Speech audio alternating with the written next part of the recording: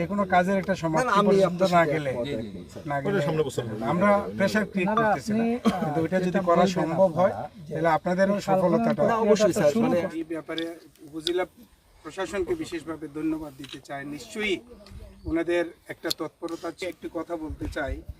যেটা হলো আমাদের শহীদ প্রেসিডেন্ট জিয়াউর রহমান সাহেব,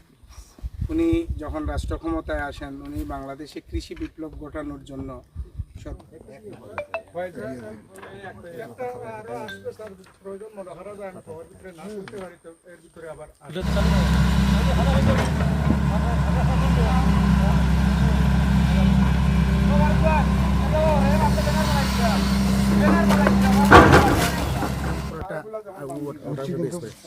হেই দিব হে তো না নাম তাহলে